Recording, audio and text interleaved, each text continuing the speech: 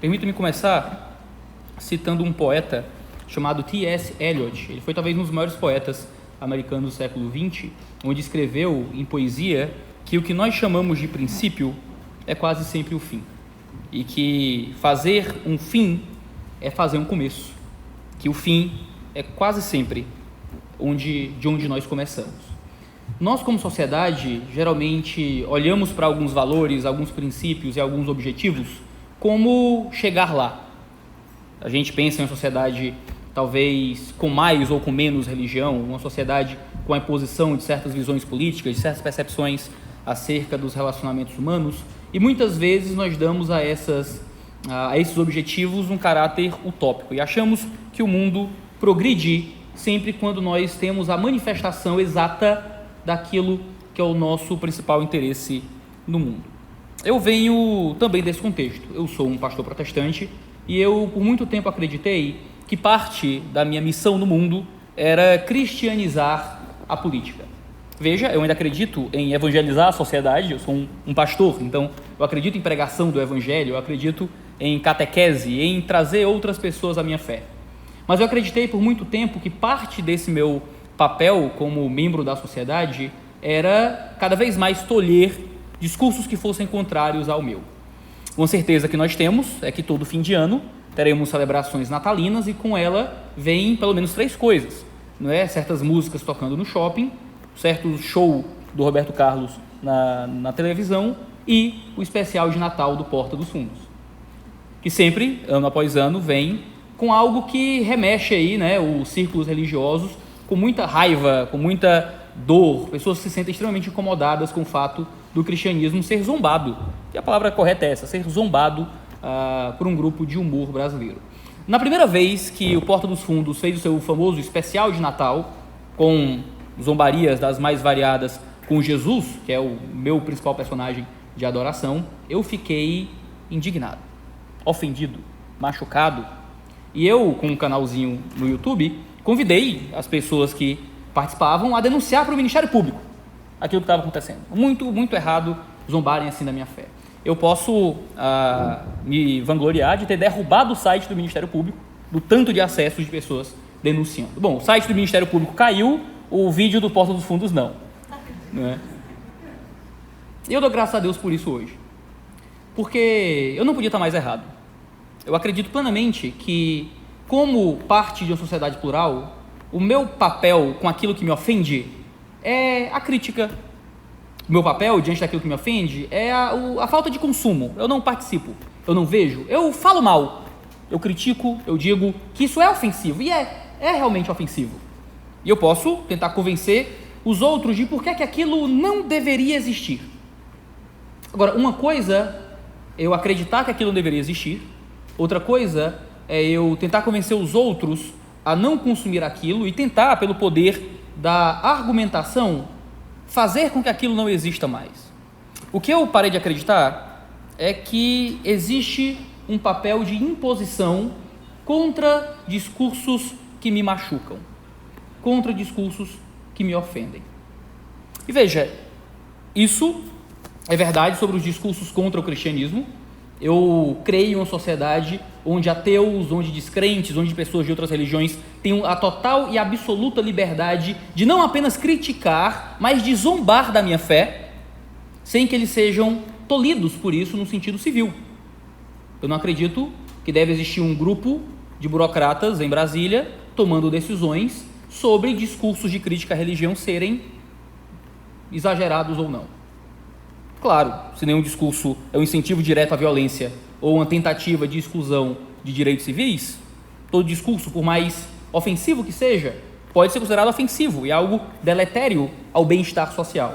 Mas quando isso entra na esfera penal, quando isso entra na esfera da exclusão do direito do outro, a gente entra em caminhos que, na minha opinião, são tanto perigosos. Quando o militar prussiano Karl von Clausewitz escreveu no século XIX o seu clássico da guerra, ele já começa o livro dizendo que a guerra nada mais é do que um duelo em grande escala, que dessa forma cada agente bélico deseja, através da força física, obrigar o outro a fazer a sua vontade. Isso acontece através de coagir o inimigo, deixando o inimigo, através da guerra, em uma situação que seja ainda mais desagradável do que o sacrifício que você está exigindo dele através da força. A justificativa do Clausewitz para a guerra é a mesma da política. Por isso que para ele, e esse é o famoso aforismo de Clausewitz, a guerra é a continuação da política por outros meios. O esforço político, então, seria, para Clausewitz, a tentativa de solucionar duelos, os momentos em que liberdades entram em conflito. Foi invertendo o famoso aforismo de Clausewitz que Carl Schmitt apresenta a política como a guerra por outros meios. E, infelizmente, parece que é assim que nós temos, dentro do contexto de liberdade religiosa, usado a política. É uma guerra por outros meios. No fim das contas, o cenário político brasileiro, me parece, como alguém que não é da área do direito, obviamente, como alguém que está simplesmente sendo um afetado pela realidade política à volta, um ambiente de guerra por outros meios, onde há constantemente uma tentativa de imposição pela força contra discursos que de alguma forma ofendam e machuquem. Vejo isso do meu lado, do espectro político, onde pessoas conservadoras, pessoas religiosas tentam calar por meio da força discursos que de alguma forma ofendam, sejam valores conservadores, sejam mesmo visões religiosas, mas eu também percebo muito isso dos lados opostos ao meu, onde o meu discurso como cristão pode ser interpretado dentro do cenário político contemporâneo como um discurso agressivo ou violento ou prejudicial para a sociedade, ainda que o discurso não seja um incentivo à violência, não seja uma tentativa de remoção de direitos. Eu uso esses dois exemplos, violência e remoção de direitos, porque no texto onde, por exemplo, homofobia foi equiparado a racismo no Brasil, para fazer referência ao que o doutor muito bem explanou, o texto deixa claro que a pregação religiosa, isso está no texto, não é considerada homofóbica se é uma pregação acerca de questões como pecado, o pecado da homossexualidade, questões desse tipo. Não é considerado homofobia se não for incentivo à violência, se não for tentativa de exclusão de direitos civis. Se você não for remover essa pessoa ou tentar, através do discurso, remover essa pessoa da vida civil com relação à igualdade formal que existe dentro do nosso sistema jurídico. Então, você pode achar que eu sou só mais um desses assustados ou até mesmo neuróticos que podem estar falando de cristofobia no Brasil, ou o que quer que seja. O cristianismo é uma religião majoritária no Brasil, tanto em termos numéricos como em termos de relação opressor e oprimido. Nós temos uma bancada da Bíblia, nós temos um espaço social muito bem estabelecido, mas veja, ainda hoje no Brasil, pastores, donos e diretores de escolas confessionais, pessoas que trabalham na área de educação religiosa, ainda são importunados pelo Ministério Público por causa de discurso moral. Claro que liberdade religiosa no Brasil é muito bem estabelecida na nossa Constituição e eu não tenho nenhum medo que, em um sentido formal, o Brasil perca a liberdade religiosa. Não tenho nenhum medo disso. Sei que em algumas igrejas existe um medo recorrente e um medo que às vezes é muito catalisado por políticos específicos que vendem a ideia de que se nós não votarmos neles, a liberdade religiosa acaba daqui para amanhã. Não acho que isso aconteça. Mas existem caminhos pelo qual a liberdade religiosa possa ser colocada em xeque. Um desses caminhos, por exemplo, é o da violência privada. É quando indivíduos, por si só, agem com violência contra membros de outras religiões, como nós sabemos que acontece constantemente contra membros de religiões de matriz africana, onde há pessoas de certos círculos religiosos que incentivam até algum nível de violência. Isso é a liberdade religiosa sendo tolhida não em um nível jurídico, mas em um nível social, o que é uma coisa perigosa também. Agora, isso também pode acontecer no sentido do discurso. Não adianta nós termos plena liberdade religiosa na lei e na vida prática, pastores precisarem pregar com medo.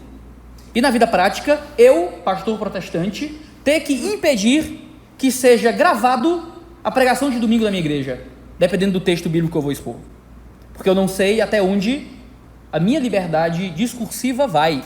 Simplesmente para condenar moralmente alguma prática que dentro do círculo cristão e dentro da nossa história como civilização, a gente considera pecado. Falar de moralidade, falar de pecado, não deveria ser tão ofensivo, desde que dentro do cristianismo o pecado inunda tudo que nós somos. O cristão ele pode se levantar e chamar de pecado praticamente toda a existência social. E você pode achar isso absurdo, você tem todo o direito. Agora, existem certas práticas sociais que acabam sendo protegidas hoje em dia no ambiente jurídico, que se um pastor, um padre ou qualquer membro de um grupo religioso mais tradicional trata aquilo por pecado, há um risco intrínseco já a essa atuação. Existe uma escola, por exemplo, em BH, a Escola Getsemane, posso citar o nome, ligado à Igreja Batista de Getsemane, do pastor Jorge Linhares, que recentemente foi intimada pelo Ministério Público simplesmente porque divulgou, olha só, a escola divulgou do seu Instagram um vídeo produzido por um outro canal de 1 minuto, onde crianças diziam: Deus me fez menina, Deus me fez menino. Você pode achar que as perspectivas de gênero são coisas boas, você tem toda essa liberdade para fazê-lo. Mas será que o aparato do Estado, junto com todo o gasto financeiro tirado do contribuinte, deveria ser usado para tolher discurso religioso, ainda mais uma antropologia específica acerca do que significa ser homem ou ser mulher?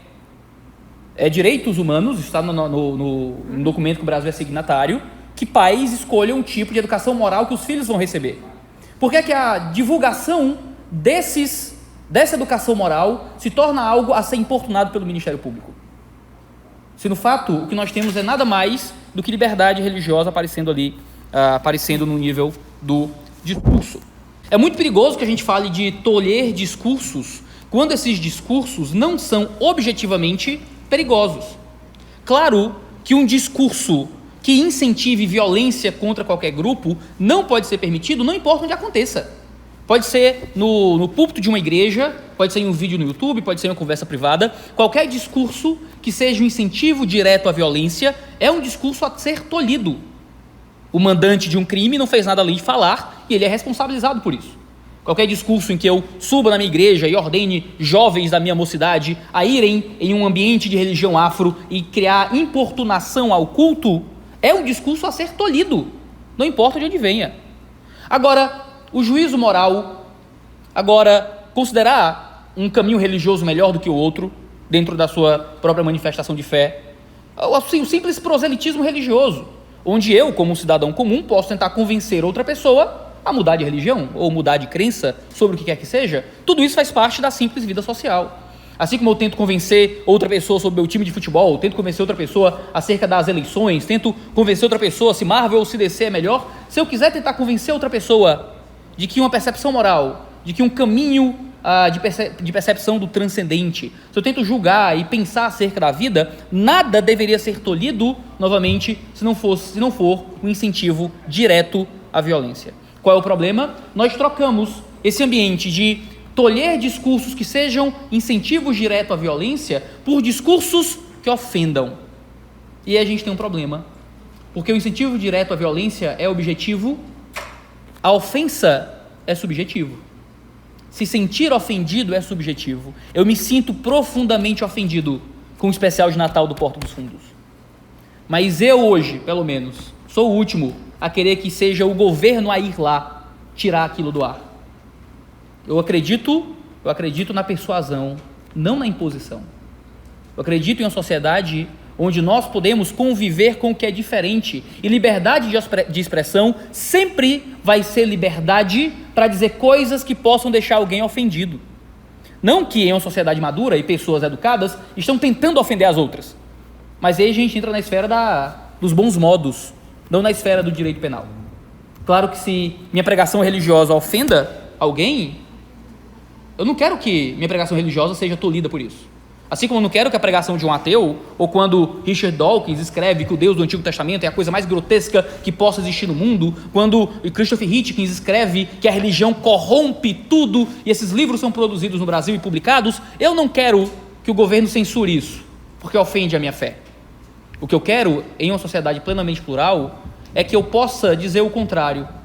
É que eu possa estabelecer meus próprios valores e minha própria crença, é que eu possa estabelecer juízos morais sobre práticas, sobre hábitos, sobre comportamentos, que eu possa apresentar a minha fé como algo correto, como algo talvez até melhor, e entrar numa esfera de debate público e não numa esfera de direito penal.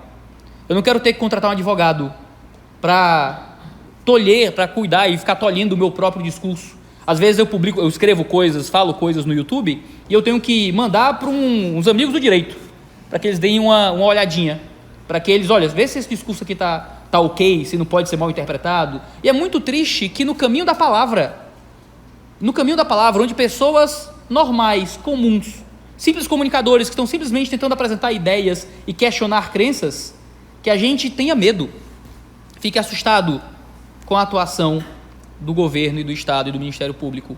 Eu acredito, a partir do próprio Novo Testamento, que Romanos 13 vai estabelecer isso, com a carta de Paulo, um trecho na carta de Paulo, que quem deve ter medo do poder da espada, é que uma metonímia para o poder do governo, são os malfeitores.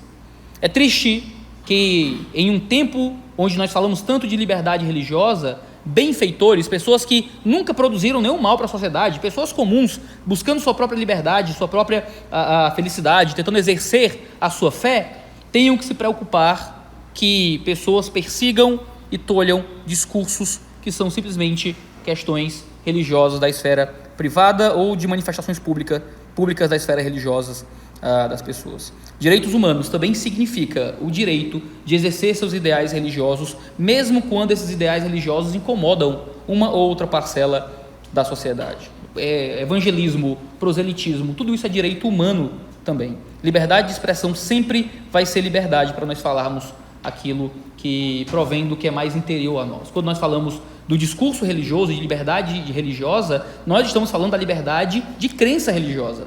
Não adianta falar de liberdade religiosa se essa liberdade religiosa não inclui a liberdade de acreditar nos valores daquela religião. E se isso excluir a liberdade de acreditar e de poder compartilhar os valores daquela religião. Em alguns países do mundo, você tem toda a liberdade de ter qualquer religião, mas você é proibido de proselitismo público. Você tem liberdade de ter a sua religião, você não tem liberdade de falar dela para ninguém, onde proselitismo é condenado como política de Estado. Isso não é liberdade religiosa. Se eu preciso tolher parte da mensagem cristã para poder ser cristão, eu não tenho liberdade para ser cristão. Isso vale para qualquer outro movimento religioso que haja na nossa sociedade. Nós só temos liberdade de fato se essa liberdade for por inteiro. Nós só temos liberdade de fato se essa for liberdade para acreditarmos nos valores como ali estão, sem edições e sem adaptações. A partir do momento em que o discurso religioso de condenação moral for criminalizado, você está lidando com crenças transcendentais e históricas, com crenças que fundaram a civilização e que transformaram a nossa alma, coisas que dizem respeito à nossa fé e ao nosso relacionamento com o que a gente julga que é mais importante e fundamental na nossa vida. Isso significa que é impossível nos fazer retroceder. É impossível que a força estatal tolha o discurso religioso, que a força estatal tolha a pregação do evangelho, que a força estatal tolha certas percepções morais que são próprias do cristianismo. O discurso do pecado só vai ser removido da sociedade, se esse for o fim objetivado por certos grupos, no dia que prenderem o último cristão. Porque no fim das contas, permaneceremos com paz ou não? Queremos paz. Nós não queremos o Ministério Público nos perseguindo. Queremos paz, mas paz com vós. Porque paz sem vós não é paz, é medo. Muito obrigado.